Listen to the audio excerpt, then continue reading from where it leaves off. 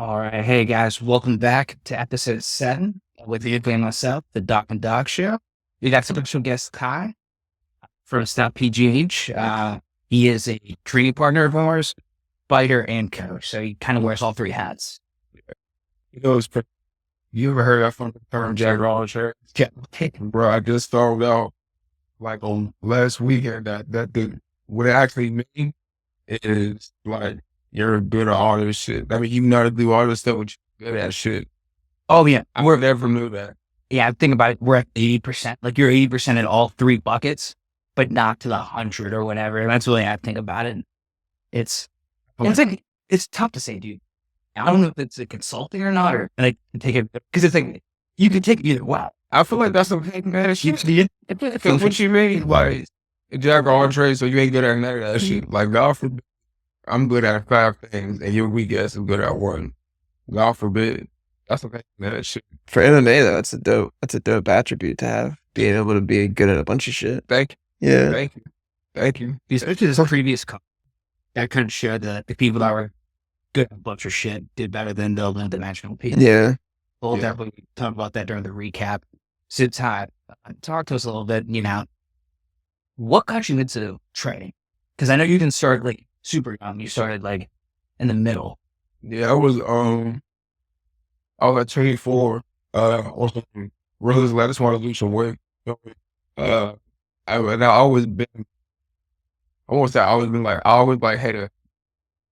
That's what was a thing for boxing, but I always been familiar with boxing. That's a word to use for. Because my dad was a boxer and shit. He used to always had a boxing fight and shit like that. So I always married with it and shit like that.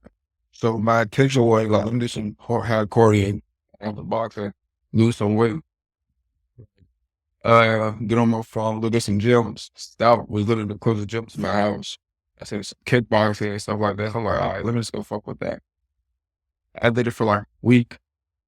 Yeah, I fell in love with it. I swear, like that week didn't take long. I remember that's why I say AJ here, as Coach Mike's little brother. I see him there in the past, like, who the fuck is that? Like, he's in there real crazy.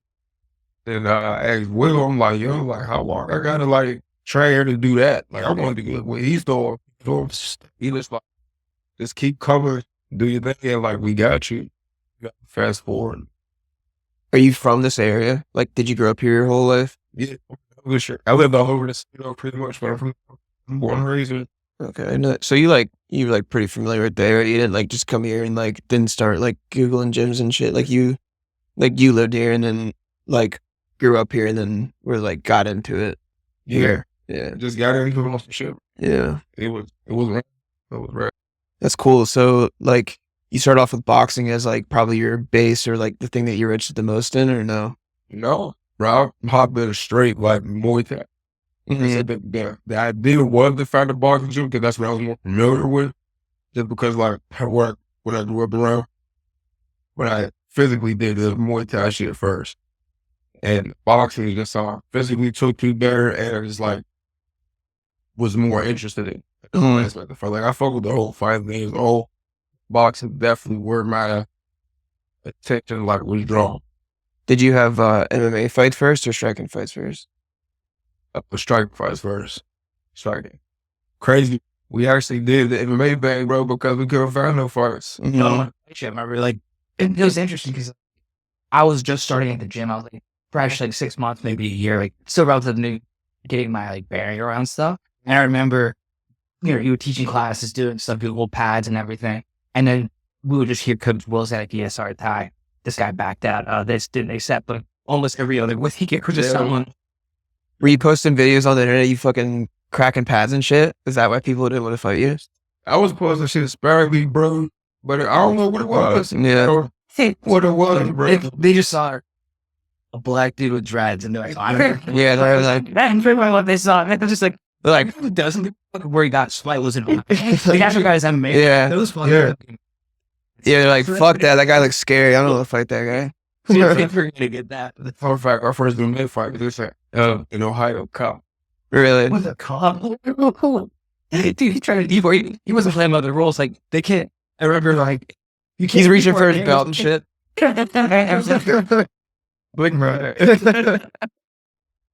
Did how much like grappling experience did you have when you took your first MMA fight? Literally a splash, whatever the fuck that means. At the time, I probably off like memory muscle around me had a sprung. Mm. That's about it. That's a new proactive. Yeah. I just know how to get a sprawl step down. Was he trying to like grab your legs and shit? Like, was he trying to grapple with you? Yeah, bro, like he was cranking on my knee. And I'm just like, shit, like this doesn't feel good, so let me just sit down. And I'm like, losing balance, and so I just sat down. And so I start making my way up. I hear Gaethje in the corner, like, hit him. I'm like, oh shit, we knew that ground. Yeah. Let me hit this. You can bump this dude out. Hit him when it was over.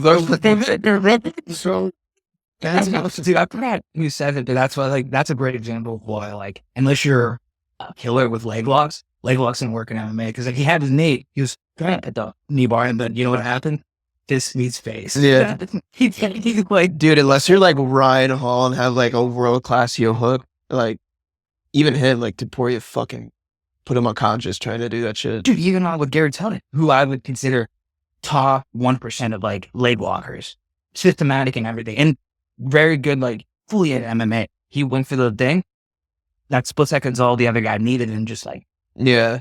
Nugent just got him. No, yeah, I think like probably to your like point or like to your experience with it, it's like MMA grappling's like kind of really different than like just pure jiu-jitsu. Like there's so much more shit involved, you know? Like you got a bunch of you got fucking rocks attached to your like limbs that you can fucking thump people out with. Like it changes a lot. So Yeah, it's its own sport, I want to say, especially with the cage. Like when you add the cage as a variable, it just makes it a whole new ballgame. Yeah, for sure. So you're 1-1 in MMA? Yep. Nice. So you have 2 MMA fights. And then how many like striking fights do you have? like 7. Oh damn. Yeah, I'm like 7 now. Yeah, I'm like 7. Yeah, because you said you're probably like decently close or like probably a couple fights away from moving up to being a pro. Either snatch a belt or take like 2 more exhibitions. Yeah. I'm getting older. I ain't about to keep putting my body through this shit just for shit. Mm-hmm. Yeah, make some money, dude. I mean, especially with like the new 247, how they're doing shit with kickboxing and stuff, you could probably find some fights within the next couple of years, or within the next year, couple months, rather. Hell yeah. Especially because it looks like, I think for the April card, they're going to be in like their actual home venue. No. No. Yeah, they're in Bell Vernon. Oh, Bell Vernon. Yeah. Dude, they're getting screwed with whatever like regulations it is for like construction or whatever, something. I think it's like an occupancy permit. They can't have like a certain amount of, they can't have like the fans that they're probably like projecting that they are going to get in there. And it's not like legal for all those people to be in that building yet. Without fire code. It's Yeah, like, something like that. Fire. Like the occupation stuff is usually tied with like a fire code just through. But yeah, no, because I remember initially when I saw Cordy announced, I thought they mentioned that like the new location makes sense too. Yeah, they said because I guess like when they posted Patton's poster, it didn't have like the Sunny Days Arena as the venue. It had like whatever that arena is called in Bell Vernon, and someone in the comments was like, "What's up?" Sunny Days. Yeah, they changed it. They changed it. Okay, yeah. I don't pay attention. Once I see it, like that's where it is. Yeah. So Ty, one thing I'm going to touch upon, because it's just, we both grew up in Pittsburgh, we could say so. It's surprising that when you mentioned that like South was like the closest gym to you, because I'm surprised, you know how the strip district is, and like here, it's on the come up now, but it was pretty just medium. Like you people went there for shopping, for groceries. So I know me as a kid, like we wanted Asian groceries or like Indian groceries, we would just come down to the strip because it's fresh, like, you know, ingredients, and we're going to get it all from like the China soup that was down there, and like chicken on a stick. But I'm surprised there was no boxing gym down in the strip. Because like it seems like, I know you mentioned boxing was like your first like foray into like knowing about combat sport, but it's wild to me that there wasn't like a boxing gym in the strip. Like a straight, because like right back then, because my dad was thinking about like doing some kind of like businesses down there. Well, dirt cheap was what was down there. What's the gym that like Paul Spadafore was out of? Because I think they're out, because I know some of them are out like in Northern. I think it was Young Kello, and maybe he was out in Ambridge. Yeah, he's out. out of, pull him up on Wiki now. He's from the Keys Rocks. I think it's a little bit north of here, like in near Cranberry. Like that's like Yeah. If it was Young Kello's gym, Yeah. it's somewhere in Ambridge. Ambridge. Yeah. But yeah, I'm surprised I'm surprised there's not more like well-known boxers from Pittsburgh. Have my boy Bill Hudge. Mm-hmm. Yeah, because he trains with Yinzer Boxer. He comes down to the strip and the strip for like Saturday sparrings with and then the Mad Factory crew. I grew up with this kid for a little bit. His name was Gerald. He did the boxing thing till he got a little far. I think he's doing okay. So I think he's on the pro center nowadays. When you're a pro boxer, like, what are you making when you're like on the undercard of like some regional show? Like, did you see that boxing card that was here a couple weeks ago? Dude, What are those dudes making? it's shit, bro. I think dollars, it depends on the promoter, the who fighting for, who you are. As you like, like a lot of shit with basketball fighting, you gotta be able to sell yourself. You already gotta have your sponsors and shit like that right there.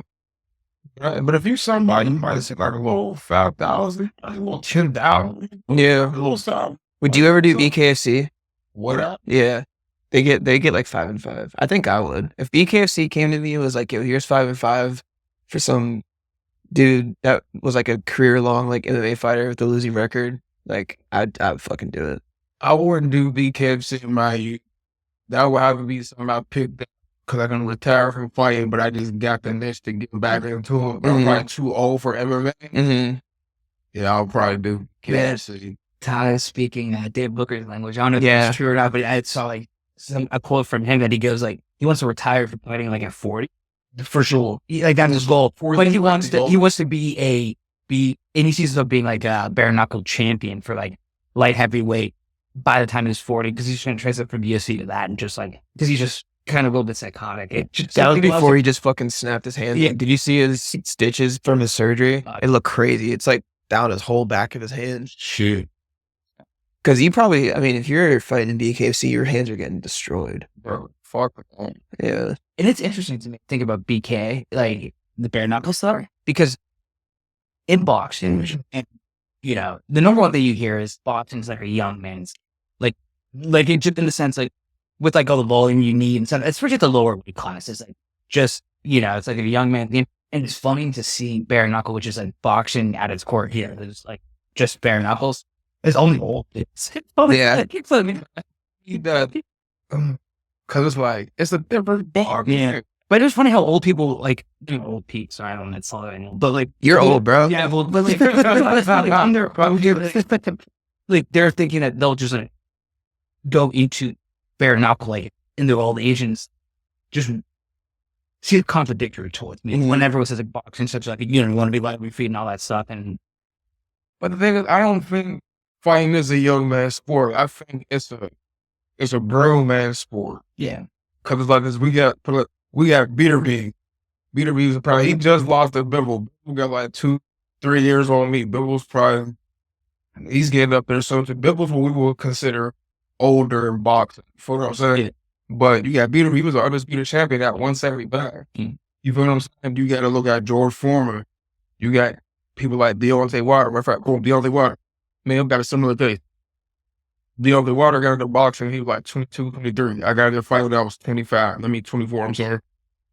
Deontay Wilder was able to accumulate 40 wins plus a world title from picking this shit up at 24, right? Yeah. And when you get into 20, most boxers at 24, they probably got that crazy amateur pedigree, umpteen fights. They probably been pro 20, you know, whatever. You feel what I'm saying? Yeah. He's around 24, accumulated 47 straight wins, got a medal and a world title. You feel what I'm saying? So it's more so like he didn't have those mounds that the standard boxer pretty much got. Like where I'm getting at, like the standard fighter, you come up as a 10-year-old boxer and shit like that. By the time you're 24, you got all these miles on you. I would say your chin's already like Your chin's already questionable, opposed to somebody who jumps in this shit later on. You don't got the miles. Now, where you may lack is the experience. But if you want to gifted as athletes, you're going to catch on. Yeah.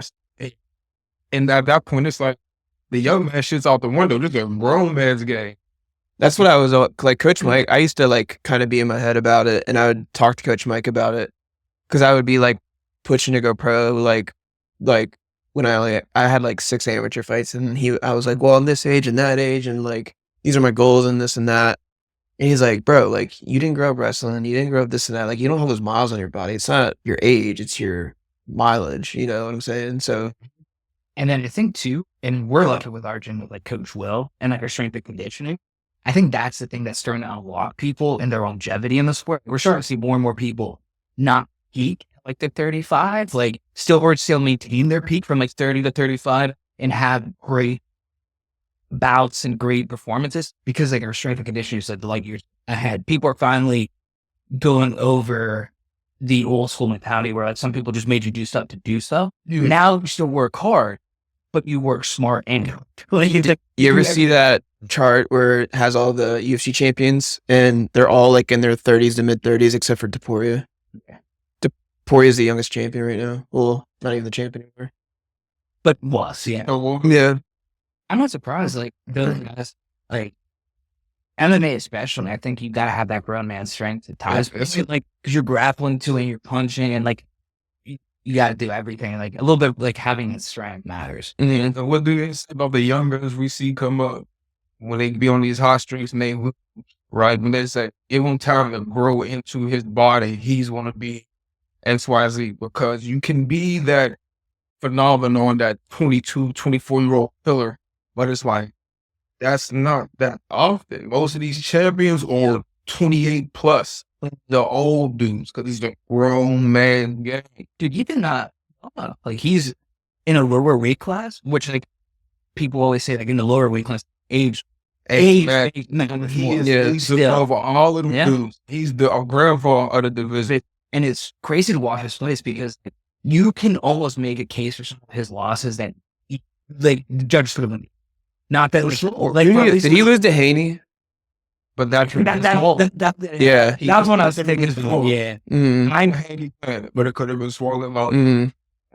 He lost to Teofimo clean, but he just got to press the gas in like the 7th round. That's when Lundberg winning the fight. He gave up that fight. Let me tell it. And then his first loss was what? He fought for the title. Fresh. I think Logan was double-digit wins when he first fought for his first time pro boxing. No, he has that record right now. They're talking about it. Like I think he won a world championship within like 2 fights. Yeah, he was the quickest pro world champion. That's crazy. But he was so decorated that like multiple time Olympic gold pattern. When what do you think about the Ryan Garcia Devin Haney, the original fight, the first fight? Like everything surrounding it, the drug test, the lawsuit, all that. All right, we're gonna be fair across the board. We're gonna be fair across the board.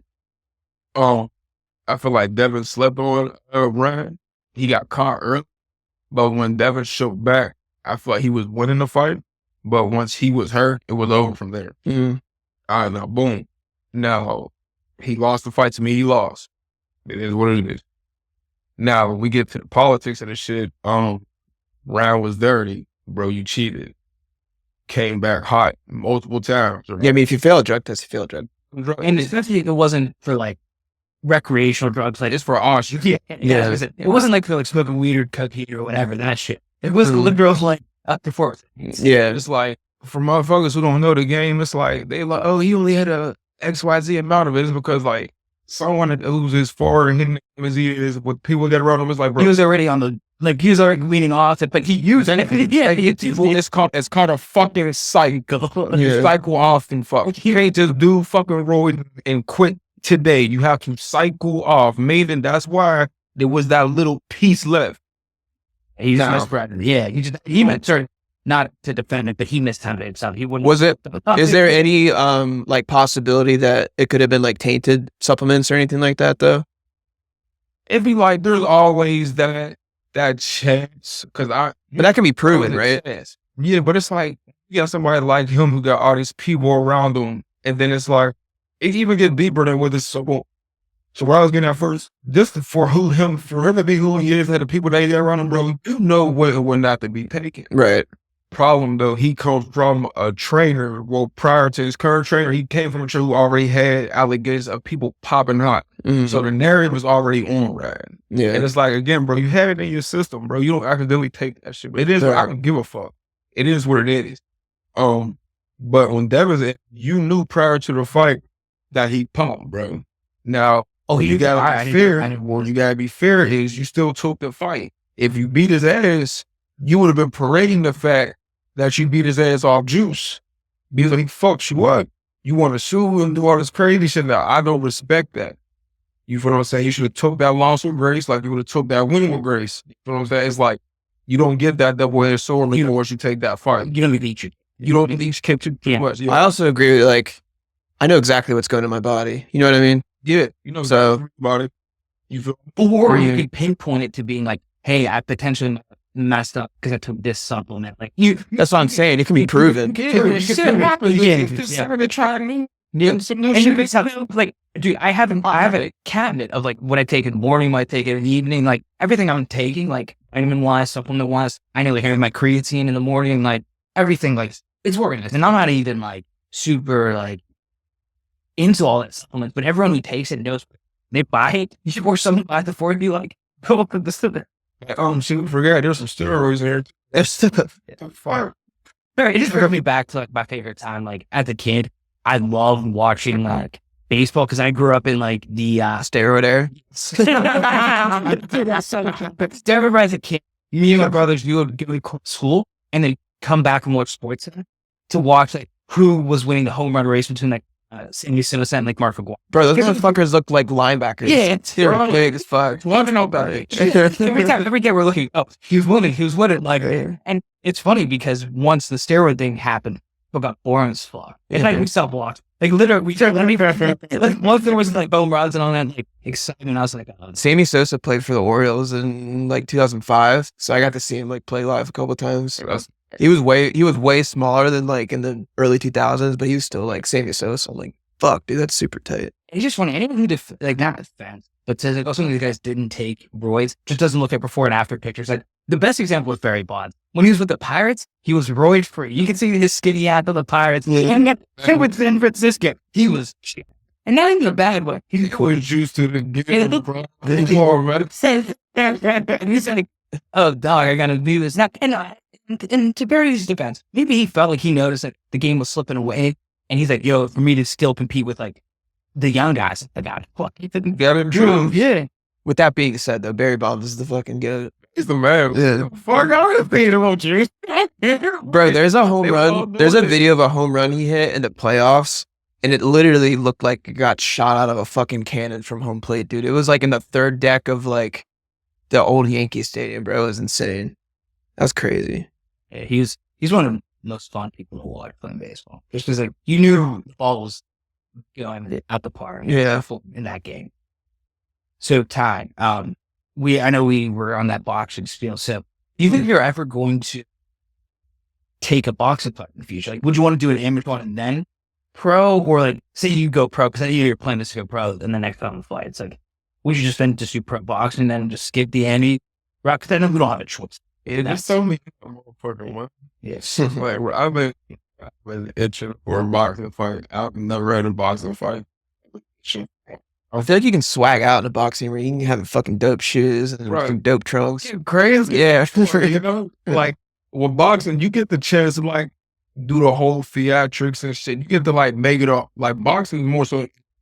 Or in May, like that's like a fight. Granted, boxing's a fight too. I just feel like it's different. Like you said, like boxing, you get to be flashy, do all this extra shit like that. But MMA, like you get like, I don't know, I feel like that which is really different. It's a different mentality. You know? Dude, it's funny. It brings me to the point, like, with the different stuff with, like, our boxing and everything, like, our combat sport athletes can do whatever they want with it, right? Like, you can still do Muay Thai, MMA, boxing, no questions asked. Like, the only difference is you kind of get stuck. If you go pro, you can't go back to, like, MMA and the other, like, sport, which is, like, interesting, like, tune in and stuff, like, I might be a professional Muay Thai fighter or whatever, like, say, like, I do pro Muay Thai. But I wouldn't be confident in professional MMA. Like that's like that's like it's one of those things with us. like in the U.S. it just makes it interesting. Like, once you go pro, you're like stuff like in and out. Like you can do any amateur Muay Thai, boxing, or anything. I would do a pro boxing fight though. It's just I just like if I want to spend a lot of time get ready for a fight, I'd rather count towards MMA at this point. But I would still take one. But I mean, you're gonna ban for boxing. Might as well. Yeah, it would just depend on what the bag is. Yeah, you know, I feel like you would take less mileage in a boxing fight. I think like that less mileage. Yeah, no, I don't disagree with that because, like, dude, all the damage in MMA is kind of dissipated throughout your body. Where, like, in boxing, it's like here, or like maybe a little bit to your body. Yeah, like boxing, like the most dangerous one, bro. Because like you can get fucked up, but like you're still the wherewithal to fucking stand up and like answer the 10 count, and then you're still fucking concussed fighting. You know, and that's the problem. You are getting up after there's a 3 knockdown, so you got the chance of getting up in 3 8 counts. MMA, bro, if you got put down for 3 8 counts, you probably want to get finished by that second 8 count. And it's over when you get to go home. Cool. Boxing, bro, you probably got another 22 minutes of his ass. Yeah. There's also 3 knockdowns in a round, right? So or is it 3 knockdowns? No, it depends. There's no 3 knockdown rules. It's like there's 3 knockdowns, you automatically get 6 rounds on the cards. If you get a 3 knockdown rule, you might be able to get the stoppage. But if there's no 3 knockdown rule, bro, you're just losing this fight. You got another 18 minutes of getting your ass kicked or the ref stop. Is that by state? No, I think it could be. It could be. Or they just be within a contract. I guess. I feel like it's like a flexible because I know like at least for the only way I could compare it to is like Muay Thai where like at 1, they have the 3 knockdown rule and 4 knockdown rule where like if you get 3 standing 8 counts and 4, right? Jesus Christ. Well, 4 if that's like total 3 in but 1 round, like you automatic TK. But if you get 4 during the whole fight, it's automatic TK. So like in certain boxing matches, it don't work like that. When you have profile title bouts and shit, to me, that's when they want like the definitive winner. When like your corner can't stop the fight, the doctor can't stop the fight. There's no 3 knockdown rule. Only the ref can stop this bitch. They want a definitive winner, and that can get dangerous. Yeah. Oh, for sure. Especially like you said, you're just taking unless the trauma just is got straight to the head. Hell yeah, like you can finish me in 3 minutes of MMA because you could have knocked me down, you could have choked me out, all that shit. I don't have that grace period to get my ass beat for 36 whole minutes. Because even then, like, I think about it like with MMA and once sometimes you can slow down someone with a leg attack or shit like that and switch it up. But dude, boxing, no one gets slowed down other than their own gas tank. So they just go, you're getting like 90% punches to the head. Yeah, if motherfuckers got Austrian in their system, they don't stop. Bro, they don't stop. They're to beat the shit off. So one person I want to bring up just because like we went on one of these random like YouTube study runs. Like there's this Japanese kickboxer / professional boxer now, Tenshin Nasukawa. He had like a stick fight with Rod Tang. He fought Floyd, right? I don't think so. In an exhibition. And that was him? Was that him? I wasn't sure. Okay. Oh. So Floyd beat his ass. Beat the shit out of him. So it was because like this guy was like they used to call him like a generational talent for kickboxing.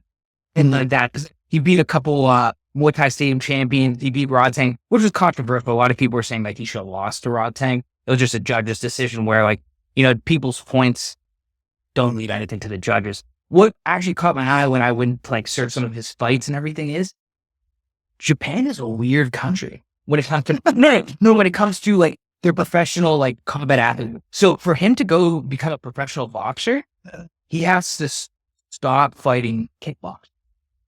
Really? They won't let him to get his like professional boxing license. And that just made me very like confused, weird, like not weirded out, but just like I was like, that's so weird. This guy's literally generation talent and he wants to make some more money doing boxing because like we all know if you have a choice between kickboxing and boxing, even though kickboxing is more fun to some people, you're going to choose boxing because that makes more money. Like Caleb Plant, look at him. He was unreal kickboxer. He grew up kickboxing. Really? But, dude, he's he would fuck people up. I think even now, like, he has done so much. I didn't know that. He would, but he chose boxing because there's more money. Like literally, that was like he was like, "Yo, I'm gonna see my save man doing boxing," even though he generally enjoys kickboxing more. Like he grew up doing that, and that. So it's like weird. It's just funny to me that Japan like has a super strict rule and then you can't. I don't know why. I don't know if they don't want to get embarrassed by being like, "Oh, you just got to focus on boxing," but like, I would never have them. I think like once you go pro, you can go pro. Yeah, this dude was like, or make it like this dude was like murky dude. He was undefeated kickboxing, just like straight up. Like he was fighting people at the highest level. Like, of course, you know every promotion. He Still got into the States. Yeah. Doesn't he have MMA fights too? yeah. He's a matter of fights and with Bryson. I think it's so crazy when you see these kids that are like in their mid-20s and they have like fucking 28 MMA fights already. Like, Bro, I'm like, what the fuck? but it'd be like, who the fuck was you fighting? Because don't get in there with a fucking 8-3, 10-0 and get Yeah. smoked. Yeah. It's like, who the fuck was you fighting? Bombs. Ball. Yeah. I respect that you gotta like build a record. It's all about, you know, building the brand, but it's like, bro, building yourself. You gotta take like fights. You gotta take fights. Yeah, there comes a certain point where you gotta like start testing yourself. You gotta, you send people to something they can believe in, you know? Yeah, no, it's interesting too because our boy Inoue, You know what? yes, that push his trainers. No, dude, his trainers literally was quoted saying about this tension kit. He said that like he could break Lomachenko's record of getting a world title match by like it's before second pro. That's how good he was. Because like they were recruiting this kid to do professional boxing since he was a teenager, like 14 years old. But he loved kickboxing. He grew up doing Muay Thai, like karate, kickboxing, all that stuff, and like, and I mean, as a kid too, like for me, like being able to do everything is always more fun. Like you can feel like you can win anything. Yes, yeah, like, and I respect the hell out of boxing, but sometimes it's like, oh, dude, I can only either like. It differentiates a little bit more, and I'm dumbing it down, of course. But it's like, oh, body head, it was just like you only have your two arms. Like they're still more. Like, that's what makes it so difficult. Oh, that's why it makes it different. And 2 arms, bro. Yeah. Like there ain't no takedown if you beat me the fuck up. There ain't no kick your face if you get faster hand. This shit is hard. Bro, and all those Asian countries, you can soccer kick people. Bro, the fact that at least somebody made. Yeah. I saw a highlight the other day of like a bunch of soccer kicks. They're just like, God damn, that's brutal, bro. They get stomped out. They get fucking soccer kicks. And there's somebody on their shit where they taking a knee. That's crazy, bro. Crazy. That is crazy. I want to take a fight in Thailand. Like I want like a Muay Thai fight in Thailand. That'd be sick. For sure. That's on my list too. So how many classes a week do you teach right now? 3. Yeah, I teach 2 boxing classes and 1 Muay Thai class. All the strip? All the shit. Yeah. Yeah, I think I see you mostly on Wednesdays. That Monday and Wednesday be the longest days I can train. That's when I can really get like those hours there. It's hard to like mix and you guys do it more than I do, like with the coaching and training. Like, because like you're saying to like when you're coaching, and like depending on the times, like we only have maybe 3 classes a night max. So you really don't take that training. So you gotta like maximize the days you didn't teach. What do you do in like your free time? What are like your hobbies and shit? It always depends on the time of the year, but like it's like I'm always down to like go outside and like have a drink and shit. But it's like I try to be more so like recreational with that. So I really try to conserve like my drinking shit for the weekend. But like, bro, I stay watching film, bro. I like to smoke weed. I like to play video games. I was gonna say you fuck with video games. Bro, like I need shit like I don't know. I might have like ADHD or some shit. I don't know. But I need my brain like stimulated like at all times, bro. Can you watch TV? Can I watch TV? Yeah, because I can't watch TV. I can only like play video games. Like if I'm like my like relaxing is like sitting down playing video games. Yeah, I can't watch TV for a long. Yeah, I have to multitask and stuff. So what I do is, especially because of my choice of video games a lot of the time, or like shooters or anything, they're like more strategy or like that kind of thing. So I can have something like always on in the background, like either some kind of sporting event or something on, just to like I like background though. Yeah, sure. To do that, I had that usually can't. I had that TV off all day. Shit, if I ain't playing again, people come on. I like doing shit like I said. I need my brain like shooting cause like moving. You read books?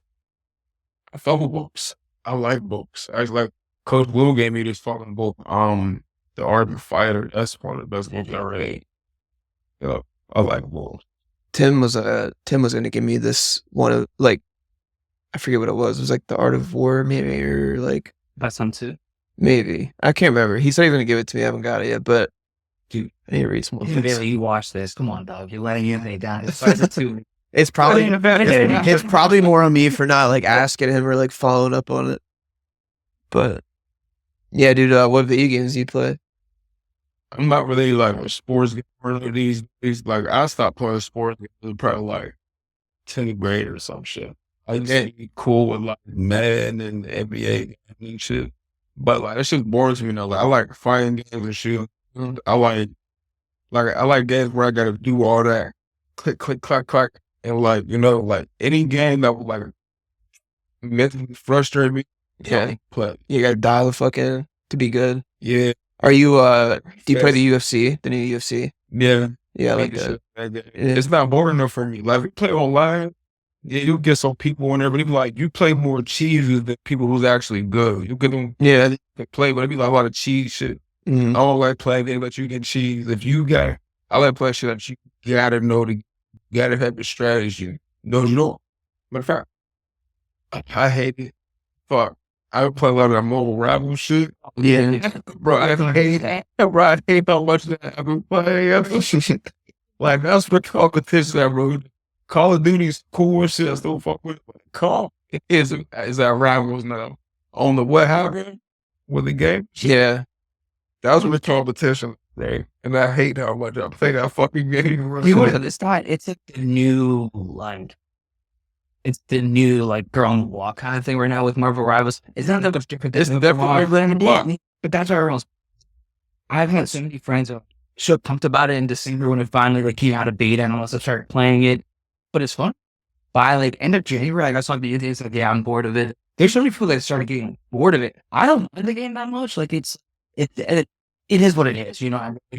It's still my thing is I'll play whatever games because I don't like playing by myself. So like whenever my buddies are playing, I'll just play with like that game. None of the games are drastically that much better or worse to me. Be like, oh fuck, I don't whoever, like who's on and doing that. But it's just funny how like it was so popular, and then all of a sudden, slowly but surely, I don't know if it's because the champions are getting boring or what, but like because that's the only bad downfall of that game to me is like.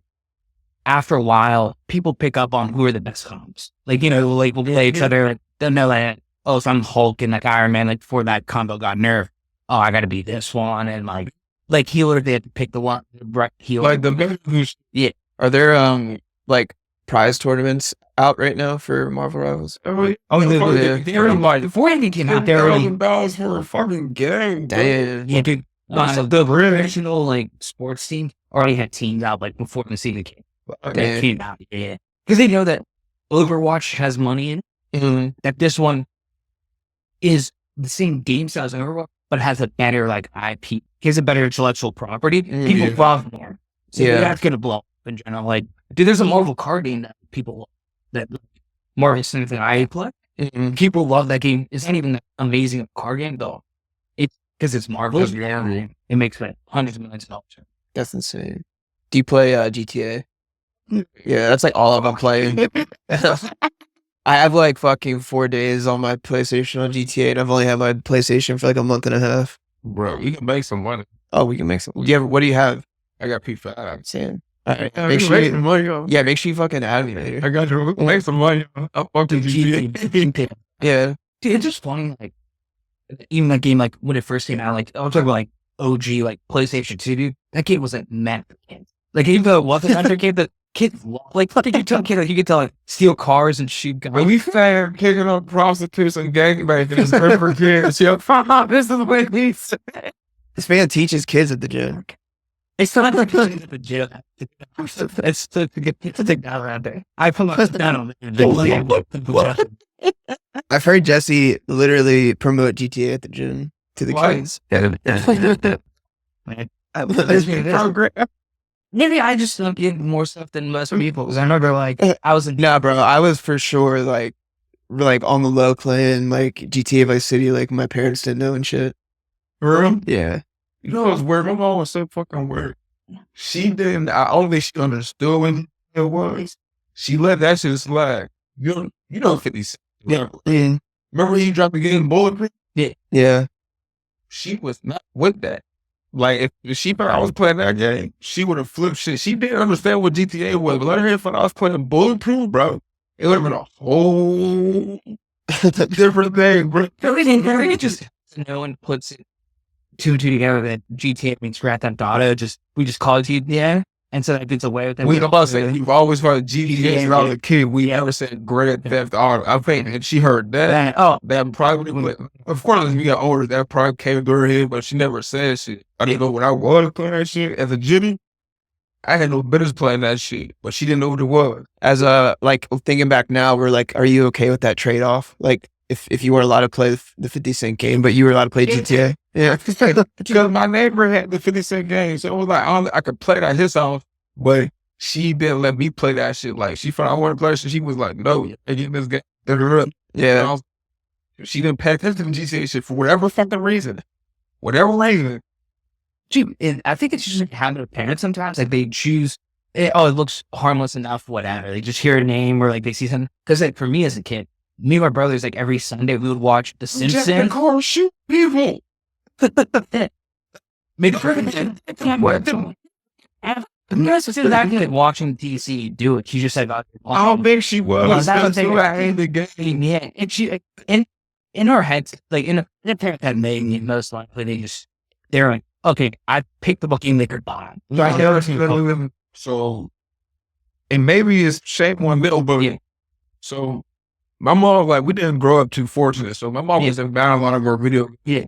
We would get outside, like, we're hoping for our money. We might sell some, like, bootleg DVDs where older cousins might go shovel snow and shit like that. And we'll take our money, we'll go to the game exchange. Oh, and they never ID'd you. I never licensed the ID for radio. That makes more sense. My games to get when I bought GTA to the exchange in my games. But when I bought GTA, I was like, either I got it from my grandma or grandpa, like I had them like take me, and they're straight up Indian, so they didn't even speak English. Well, they were like people whatever. Or my uncle who was like didn't give a fuck because he was like 10 or 50 years younger than my mom, and so he's like in between me and my mom. So like he was kind of like more of a big brother. So he would be like, yeah, well.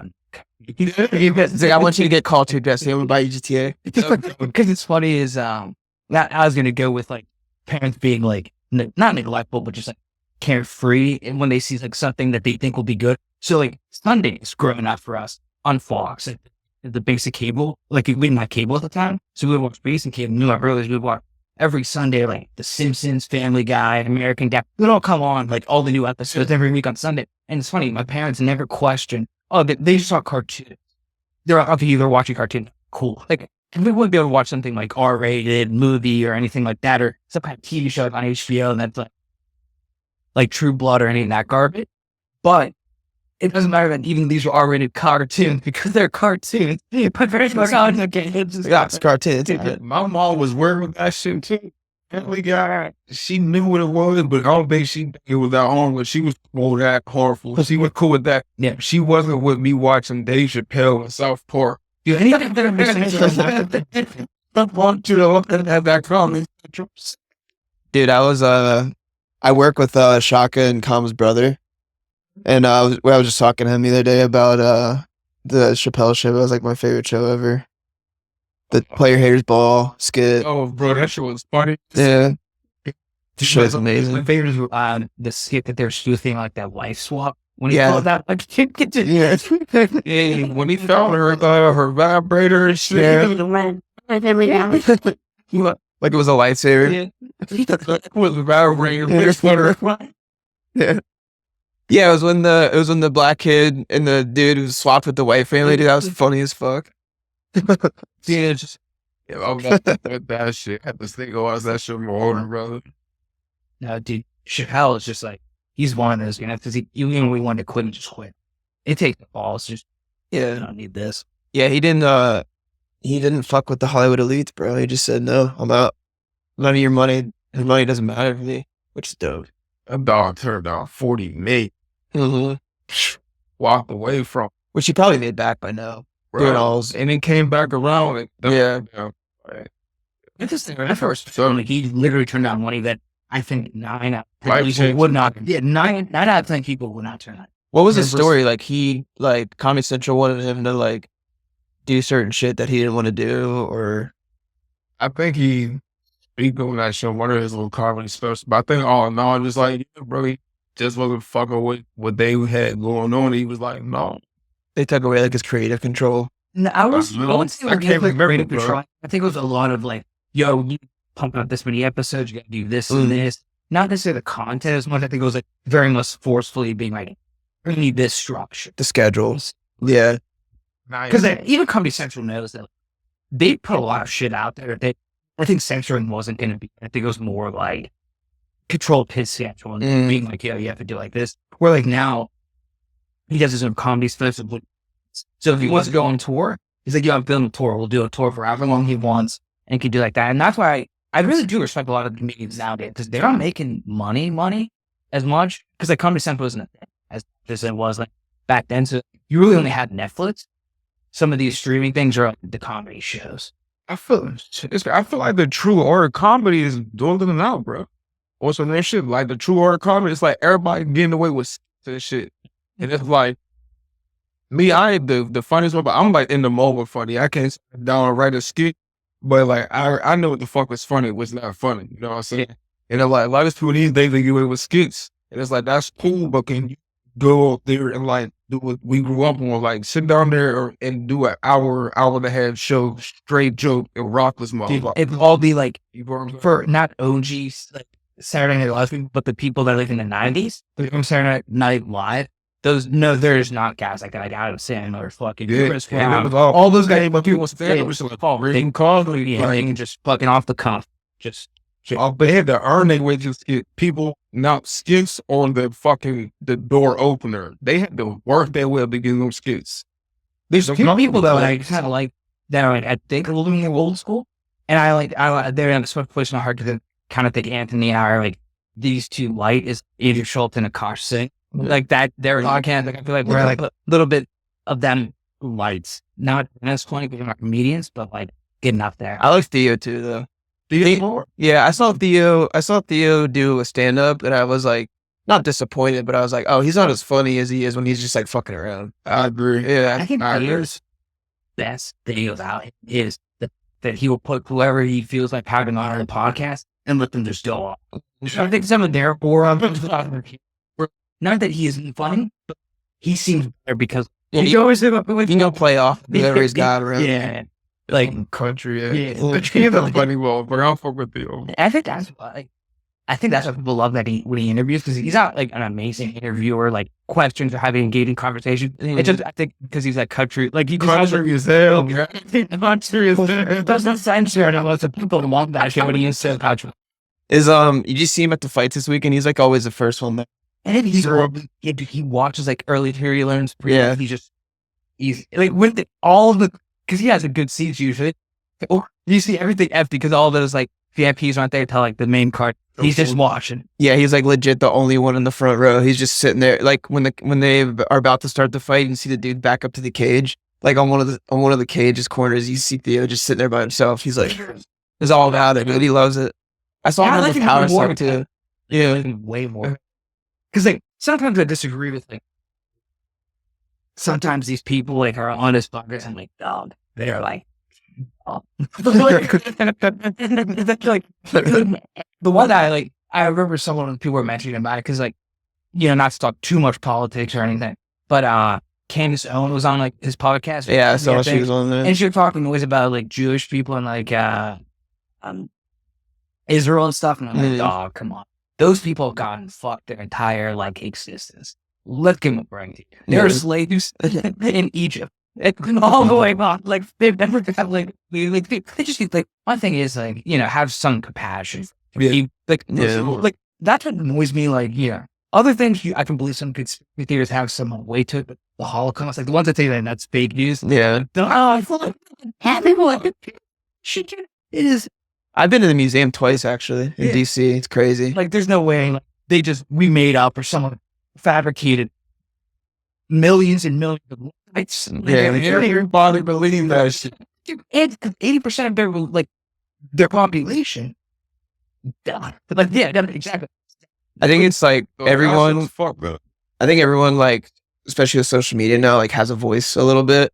Like, either maybe some people that don't deserve it, but like, someone can write a story and like kind of make it look like somewhat true, and like, you know, they maybe even like fabricate evidence so like it looks a little like more true than it is, and then people jump on it, be like, and then like take it to heart and die over it. Like, that's their stance, you know. And to your point too, Anthony, like, it's good and bad, because I like that people can have voices, because then we hear cool things that we wouldn't have heard of before. Mhm. But we have like the issue is, and it's not just Americans, it's just like our generation and like the generation under us and everything. People sometimes believe too much when someone says something, they're like verifying, like, oh, does it actually make sense? They just like take the word. The problem is that people, like, especially in today's internet day and age, like, people want clickbait titles, you know, like even like sports shit. They'll like write like, some dumb bullshit, and then like you'll read the article has nothing to do with the title, but like, But they just wanted to click to right. But that's how politics is now, and like, important information. And then people are just too lazy to fucking do their own shit. So they'll just read that title and be like, oh, yeah, that's true. And if enough people start clicking on it, it gets more and more in the algorithm. Yeah. They're just so fun. Yeah. It becomes law. Mhm.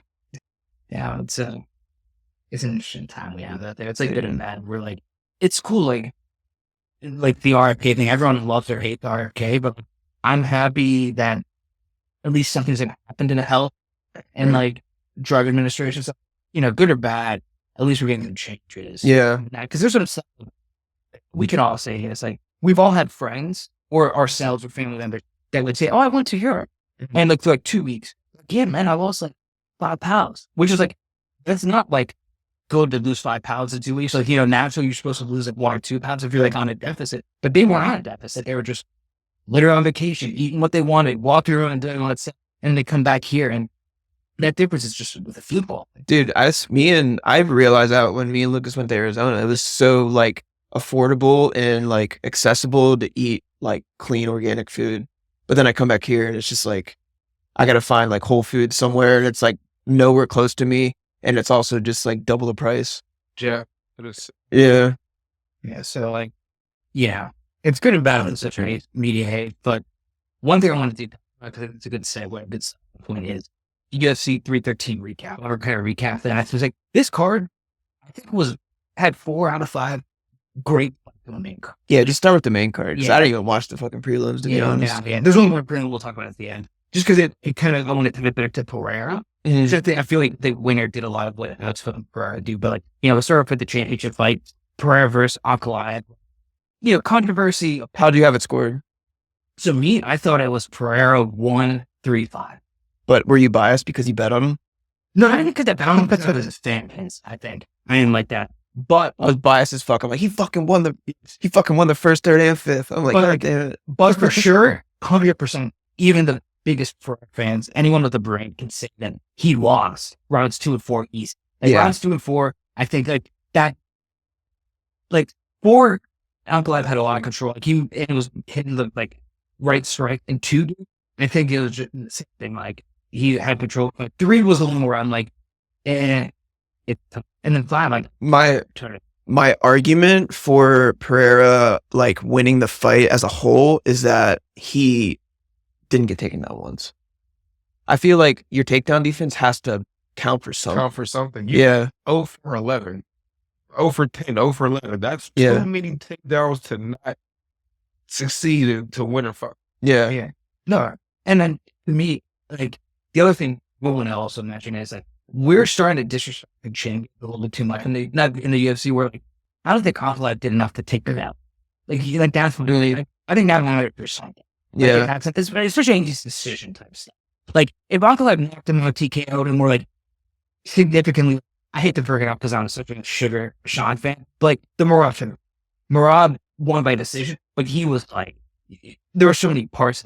Yeah, he won the contest and like the sense of like the sport, but it's like the optics are just like annoying to watch. 100%. You know what I mean? And dude, and you could see Dana in the back whenever he came through. And now he was looking at the scorecard. And he's like, "Fuck, we got 2 champions that are boring as fuck." Yeah, This is like Vladimir Klitschko, like for boxing all over again. We're like, Ankalaev is good, and I don't think a lot of people will be able to beat him, but he's boring as fuck to watch. And Tim, I mean, but it's like he's boring to the casual. You know, like I don't think he's like I think bored. the casual that because like when on the Let Jane fight was boring. yeah, that fight is pretty. That Jane's already over the hop. That was trash. Yeah. But And honestly, Ankalaev improved that look from that. Like he didn't look that much better to me like down on this one. I think my thing is I think this is all right. I don't know if he was injured or what, but the optics are all like I have a thought on that. Go I'm ahead. saying, Yeah. when I saw what lost Pereira to fight paper was how uncomfortable he was. First of all, we've never seen Pereira just gunshot. And from my observation from the fight, Ankalaev did very well. What I don't agree with Ankalaev winning the fight is because what I think made the fight was the fact he had that, like what, over 3 minutes of control time because they was having the fence in that whole round. Mm-hmm. I think that's what slipped in the fight. I don't agree with that. I agree with you. Defense should count more hits. Yeah, because he's not doing any damage there at all. We're just Yeah. you know what I'm saying? Yeah. So boom. But I do think where he won because of the narrative was how comfortable made Pereira. First thing was Pereira's footwork was disgusting. He couldn't circle around the open stance. Whenever in Ankalaev, I feel like gave him grace. We even drilled this type of shit in the gym. Pereira was getting personal when he kept trying to circle, but when he kept trying to circle, he was square as hips. That T2 was coming right down the middle. Boom, boom. Every time. It took Pereira like 2-3 rounds to even start responding to that T coming. He didn't understand why he was getting hit with it. He got pushed back like hard a couple of times where he was like, And he looked like he don't know why he's getting hit by his teeth. It's because you don't know how to circle or open stance fire. 2, what Ankalaev did extremely well was he controlled that distance, even having a 3 smaller fucking reach. What he was doing was he was controlling it to where it's like he would get in close enough to where he could touch Pereira, but he's not getting it close enough to where Pereira could hit him with that check hold and put him to like everybody else who would get in, get out, and keep Pereira in that uncomfortable way as mid-range. And now Pereira's bouncing around, trying to find range. That's why he couldn't donut. He don't know where fucking Ankalaev even is going. Yeah. You know? yeah, because he wasn't throwing his hands. So I think Ankalaev did. he really really did. backwards and looking. He looked uncomfortable. He didn't know where to go. That He didn't know how to strike. and to your point, like I think his footwork is a big key because like we always talk about that. Like your lead leg controls the fight in open stance, and every time, especially if Pereira wants that hook that he loves so much, you gotta control that lead. Gotta commit to that. You see that, bro? Saved your life. I Oh, fucking inspired. Gotcha.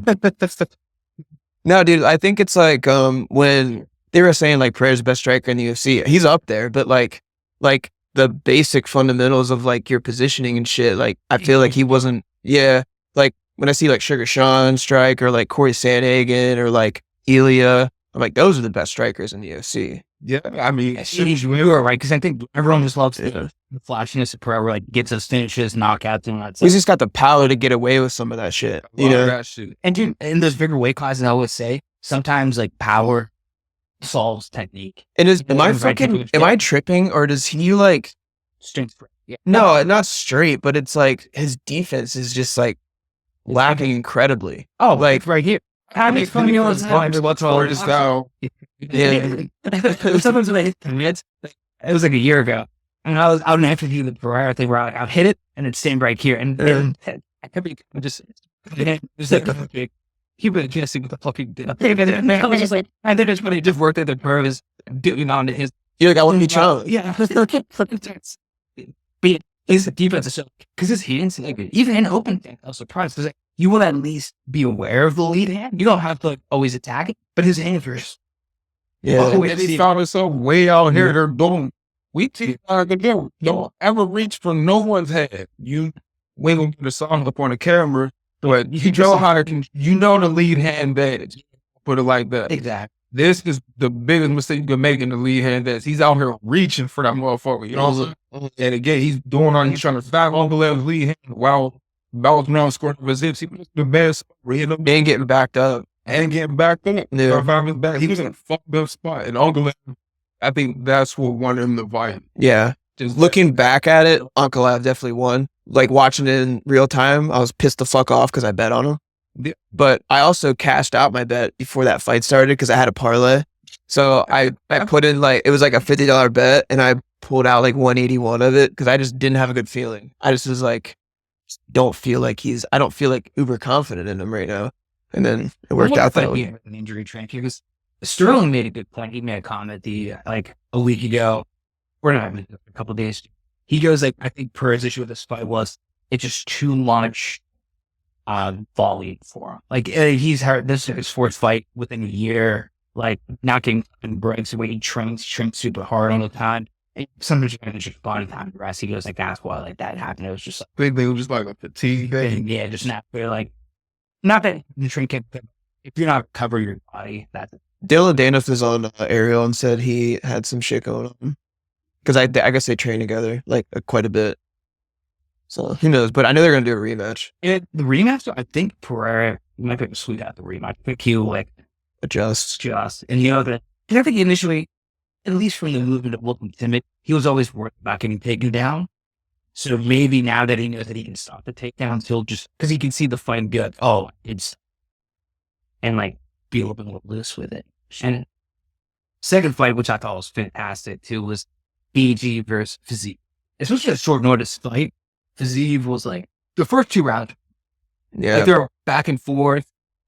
Uppercut was fucking filthy, bro. Yeah, dude, where? Dude, even Fiziev's at body games were like a smack. Like round 1 was good. I think round 1, Fiziev came out well. He took advantage of Gaethje's like not Gaethje slow, but Gaethje's a slower starter. Like he feels out round 1 and then round 2, like great. Fucking get it.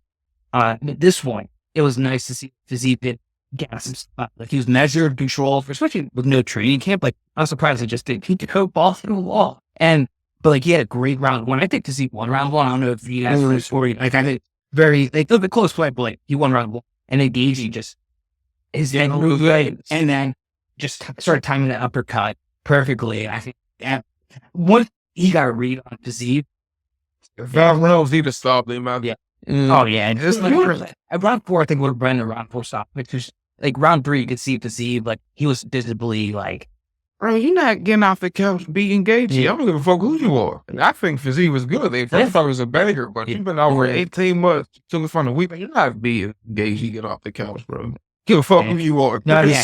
He was about Fiziev was visible fast, and not just like that's good, dude. But back to the last 3 rounds of a hard ass fight, like off the couch, bro. Yeah. Yeah. You went out to the bar. Oh, On Ariel yesterday, he said like he was like just after the uppercut, he wasn't the same. Like I think he was rocked the rest of the fight. I saw the replay, like got him so clean duck and just right like that's great. He's like a Super Mario type. Yeah. Right out into fucking chin world. I'm like, I still found that happened. The fact that he didn't fall. Like, he's kept. man, Stout PGH, I really like his stuff. He's probably the best counter striker. One of them in the MMA right now, in my opinion. Dude, I love this. Well, he's been He was engaged well too during all 3 rounds. Oh, his knees. Oh, the knees are great. He was just hitting. Bro, did you see that little high kick Gaethje threw from the clinch? That was disgusting. Dude, Yeah. I love what Gaethje. You know, looking at him in his like boxing style, he looks like he should just like in his base, and then every once in a while he just fucking comes up with those like, hot kicks, or ducks it and just fucking. That's probably what just like surprised the fuck out of Poirier when he head kicked him. He's like, this dude ain't throwing a head kick every. Yeah. He had like three great like head kicks off the, and then there's 1 or 2 off the clinch.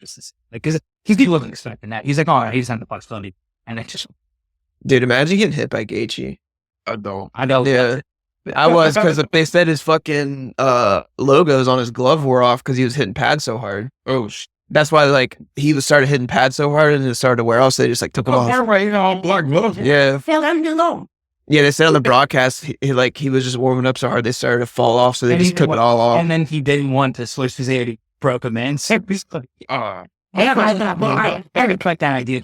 You want to hit the gloves and break them and make sure they're like yeah. with this for. the 4 ounce. We can skip the girls' fight because they just hugged for 15 minutes. Oh yeah, that one was just like, Okay. that was a flip of life. Uh, Dude, what before him actually win it? Yeah.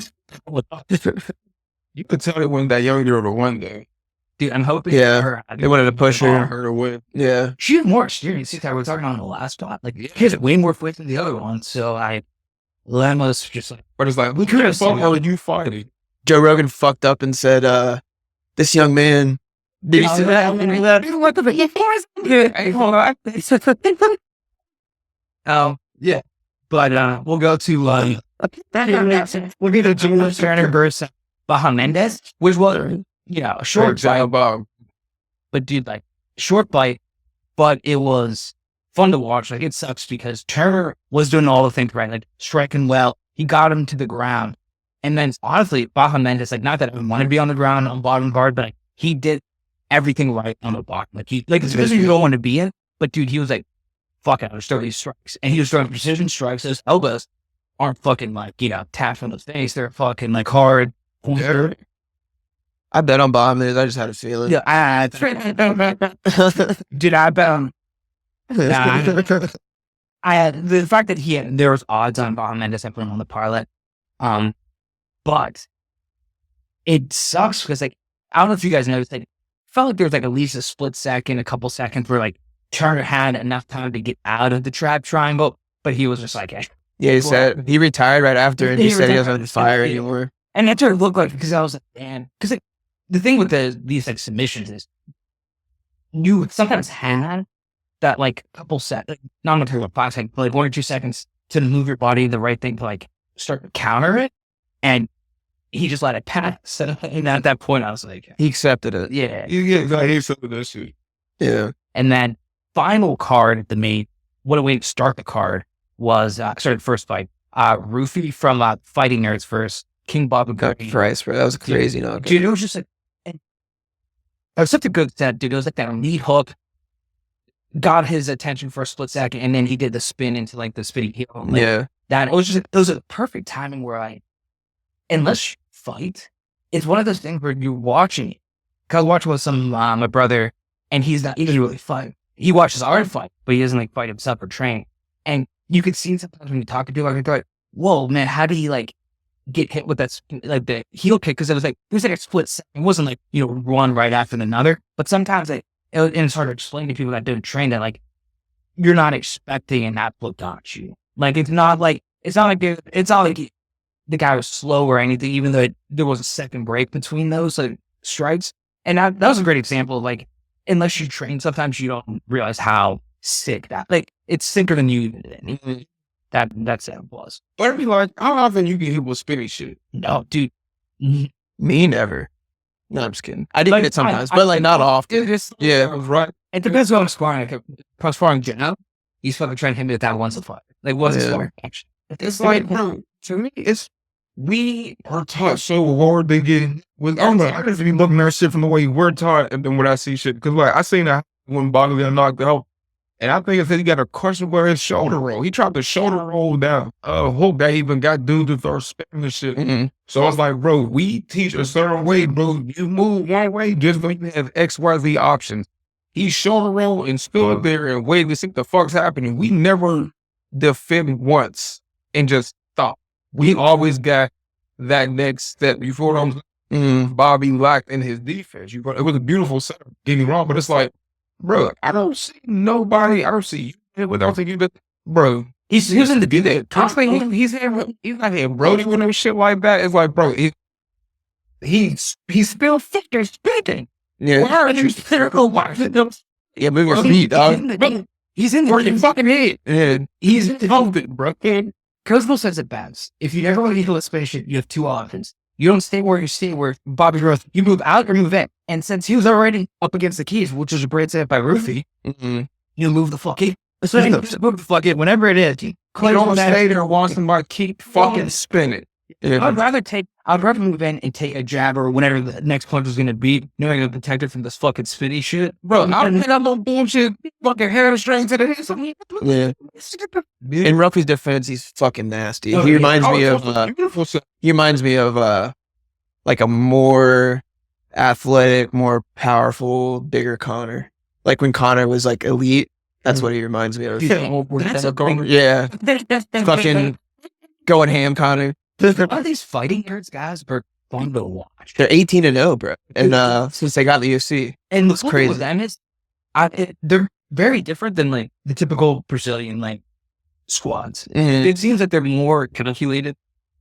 They're mixing on feel, like, you know, intuition with like, oh, this is the right thing. It's like for like Rufy's like he knew like you have him up against the wall. You know what? It's gonna be hard to dodge. There's only one way he can do it. And I bet you Rufy had a counter to like if he were to spinning heel hook, like heel kick, and then say Bobby did come in like he's supposed to, like to stomach because he had nowhere to come back. I bet you he had a counter to that too. Like the way it seems like they're trained and well coached. contingency. Yeah.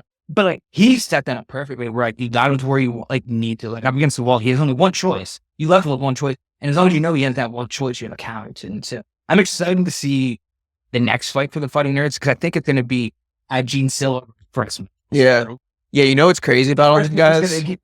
Gonna realize the Holocaust is real. I think because after that knockout, at least you know I'm just told it now. Geez, the fucking sent to oblivion. You know what else is crazy about all them guys is they all got black belts in jiu-jitsu. Do then? Yeah. Oh, So like, good luck fucking freaking out, taking it down.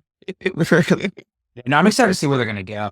And then the last one I want to touch on was the last fight of the prelim, which is a good flyweight fight with Josh Van versus Suruya, who like had a couple of UFC like not contender series, but like in Asia, like UFC like, contender series versions of there. He had two fights there. He was 10-0, but it was a cool fight to watch just because he wasn't what you would guess with the Japanese style. He was very wrestling heavy, and he did a lot of the takedowns. He got stuffed quite a bit too, but he got some completed takedowns, and it was cool to see.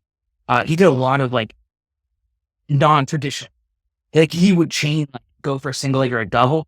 And then depending on Van's movement, he'll do like an arm takedown or like use his hips and like do a little bit of judo and a little bit of the other stuff. Because it's starting to think the next evolution in MMA, chaining from a traditional takedown to one of those people don't use or not as used to, like the judo and like those upper body ones. So it's cool to see that. But back to the point of, I want to go back to Van. He was exactly how I think Alex Pereira. Like he knew that Van, they said it on the show, that he wrestled 6 months before his first UFC. So like, he's not a wrestling experience. He showed no fear. He kept on like his offensive game and kept going. Like he kept on striking, all like everything. Like, and it was cool to see that. Like I was hoping Pereira would take the fight. Like right, you know, he knows that he's going to get taken down, and Van did get taken down a couple times. We got the up and continue on and won. Like it was clearly it was a good fight, but like Van was definitely the winner of that one. So that's what I'm talking about. Because it's, to me, it felt like it's because that's what we all hope Pereira like fight. Someone that's like. You want to know a fun fact about that fight too? That was the first time in the UFC history that two people fought each other when they were both born after 2000. It was like this. First time it happened as well. Yeah. I think. Because it's the 22 and 23. Yeah. Super interesting. And then,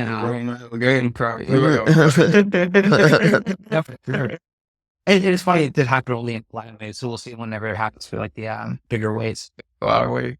Yeah. So, Pillow. but I figured we'll do a couple quick picks. I don't know to keep on this coming card, but there's a UFC fight, of course, in the Apex. I've talked to him before. I did on Blackshear. It is Vittori versus the loser. Little more. Yeah. Marvin's gonna fuck him up. I think Marvin's gonna fuck him up. I think it's about time for him to get back on track a little bit. Mhm. Because the middleweight, there's some killers in that. And so it's like, when you lose, if you're losing to people. Mhm. And I don't really know anything about the next I fight. don't even know them, dude. Yeah. Wait, are they heavyweights? Nuances. No, they're not. Welter I weights. don't know. I don't know either of them. Yeah. And then Holbog versus Alex Hernandez. He was on the Ultimate Fighter Connor season. Yeah. I'm going with Hernandez. You fucking says he's pretty up there. And then you talked to Blackshear. Yeah. I think that was a tough one. Like for the odds wise, like if Blackshear is almost minus 500 and seeing a tenuous, I think Blackshear wins. But I don't think it's a good one to. I'm rooting for D'Amato. Hope he wins. And then I want to talk about the prelim. Yeah, it's not like, even though even not like any fun like contender votes in lot, but they do have one contender that I'm excited to watch. It's gonna be the first fight of the night. Our girl UNSC, people, let's go to UNSC. Look out, coming in, trained with us for a while, so I'm excited to see her like put everything into action. Yeah, she's a cool story, man. Like, left everything aboard Venezuela, come train up here in like the US, like, dude. And she worked hard, so I'm excited to see like her just balling out. I was telling somebody that she was 6-1. That was fake news. She's actually 6-0. Yeah, she's undefeated. Yeah. All finishes. It's gonna be sweet. Yeah, dude, Carly Judas better watch out. Come up with something pretty cool. So Yeah. And then, oh yeah, your one card. Yeah, and then all thing I want to touch upon, just because I want to every time we talk about it. Touch Real let's go. Yeah. Give it to him. Touch upon. Yeah. So one is having a Fight Night 100 card this Friday too. I just love this one Muay Thai fighter, Pompayak. He's like one of the few dudes. He's a southpaw. So I've been watching a lot of this like film, try to like get some insight on how to improve my own game. Yeah. And he's one of the few dudes that has gone toe to toe and beaten like super like in the city place, and not like in one yet there. He's coming back on it. I don't know what exactly happened, but he was on hiatus for a couple of years, maybe injuries, maybe not. You know, people, we don't get that much news from Thailand here. So, but like, he took like a 2-year break. So he's finally on this 2-fight win streak. He's coming back. I'm excited for him to get up and running because I want him to fight some of these young guys like Haggerty, if they're going to be the same weight class, like, because Pompayak has a similar style to Super, like, where like they, I think, will fight well against punch heavy, like the Western, like kickboxing, that the Dutch style, the English style, whatever you want to call it, where it's going to be cool to see, like, you'll see a boxing style. So like, he's fighting some dude from Iran. I don't know too much about him. I think he's going to run through him like he will. I think these are just kind of tune-up fights to get him up and running again to get to the big part in. But then one I want to mention just for like nostalgia's sake is kickboxing, Dutch kickboxing started Nikki Holston, like, dude, OG, like old fighter, like fighting in his 40s. Like, you know, related to 40 is like fighting a young Thai guy that's fun to watch lost. But it's gonna be interesting because I think Holston a little bit over his prime, so I wonder like if it's gonna be a farewell fight. But it's tough to see like your people you watch growing up take a fight and like pass it. Like Tony Ferguson 7 times. Yeah. Luckily, like, you don't know. Luckily with the Holston and them, like, I mean, it doesn't say much because it's a 75-pound fight, so they're not like small boys. At least it's in gloves and not Muay Thai gloves, but like, we'll see. That shit feels the same. It's fucking way. I've been cut because of small boys, but way it feels the same way. That motherfucker punch, I'm motherfucking punch. It don't matter how many else on it was on his head. You know what I'm saying? Yeah. It's one of her. Fuck that. But no, that's pretty much all we had for today. So we got a bunch of fights this weekend with the team. We got I think 8 now. I think Logan Pryor's opponent pulled against. He pulled out to ask him what the game plan was. Yeah. Like, what the fuck? Yeah, dude. I don't know. He for 247. Hit him up for tickets. Yeah. Until Friday. Yeah, we got give you credit. We got Sky, Joao, and Hugo on there, and then it's headlined by Lucas fighting Cameron Jordan, who's 7-5, so real good test for him. I think we'll pass the flying colors, and then we got a bunch of guys in West Virginia too. Guys on there, like, yeah, a lot of our young guys. Camden, Joe Lemur. Well, I think that's it now because Yeah. it was 4. I think. Wait, what about Dot? Is he fight? Yeah, Dov's on Dov- there. Yeah. Thing on it like them announced it. Like, so. Yeah. 4. Yeah. Yep. There's 4, and then I want to end it, guys. Check out our description on the bottom. Anthony has stuff. Take your life again, bro. Andrew has some t-shirts for sale for his upcoming fight in a couple of weeks coming up at the end of March. Let's go hound dog. Just they look like this. They look like they got my son on there. He's my logo. It's got my little hound dog on there. It's got my sponsors on the back. Thank you to all my sponsors. But the link will be in there, and their t-shirts, they're $30, and it 3 different includes styles. yes, 3 different styles. All of my. It's actually cool. I got him to like my first shirt I made, my second shirt I made, and then this most recent one I got him to like make all of them available, so you can get any of them if you'd like.